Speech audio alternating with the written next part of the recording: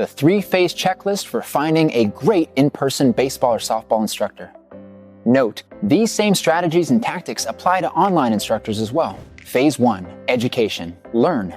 Before even reaching out to local instructors, try to educate yourself as much as possible. Watching this is a great start, but as stated at the beginning, these days the internet gives you the ability to stream baseball and softball's most well-respected teachers into your living room or into that computer you carry around in your pocket. If books are more your style, there are enough books on the proper techniques, strategies, and tactics for baseball and softball hitting, pitching, fielding, and sports-specific training to easily fill any ballpark from backstop to dead center's padded wall, especially if you printed out all the ebooks. The more you can grasp what is a best practice and what is hogwash, the easier it will be to assess whether a given instructor knows what he or she is doing. But you don't need to become an expert yourself. There are plenty of reputable instructors and services that offer video analysis of your son or daughter's technique, along with providing professional feedback. With SeamsUp, for example, you can also get live streaming lessons from some of the world's best baseball and softball minds. If one or two of these instructors' assessments and suggestions do not match your current local instructors at all, you may want to reconsider that in-person lesson relationship.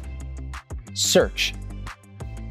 After learning a bit more about the game, the next step is to check out the options in your geographic area. This is where getting recommendations from fellow parents can really come in handy. Besides instructor recommendations from friends and colleagues, you can also call up local batting cages and training facilities in your area, or check out their websites to see who they offer on staff for the specific skill your player wishes to improve upon. Of course, you can also try our app, which allows you to browse our marketplace of background check local area and remote pros to find and connect with a perfect fit for your ball player at no cost. You can read the verified reviews of parents just like yourself on the coach's experience, coaching philosophy, and watch any lesson examples that the coach may have posted, all within their public profile.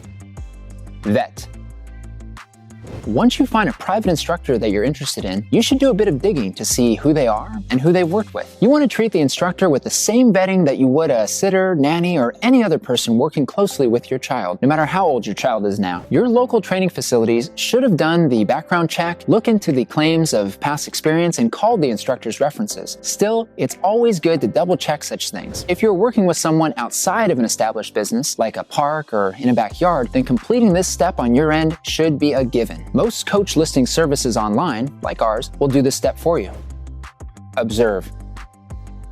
If you've checked all the previous boxes, then you are officially ready to move on to phase 2. However, over the years, I've noticed that more cautious parents prefer to observe a lesson or two first. This step is not always necessary, but some like to see the instructor give a lesson to another child before scheduling one for their own. Any local instructor should be happy to allow you to observe them fully engaged in a lesson with another ball player, with the other ball player's parent or guardian having granted permission, of course. By observing, you can look out for any teachings that don't jive with what you've learned by researching in checkbox 1, i.e. from your own baseball or softball education. If something that they teach is different from what you have learned on your own, it's not an instant disqualification, however. Instead of cutting and running right away, it's best to wait until they're done with the lesson and then inquire of the instructor why they are teaching that particular technique to that particular student. What you observed may just be part of a progression designated to improve a particular attribute or skill for that client and not a part of the instructor's core teachings. As with all things, context is key. Also, by observing, you can get a better feel for how the instructor interacts with his or her students and make an informed judgment of whether you think those styles will be conducive to your son or daughter's success.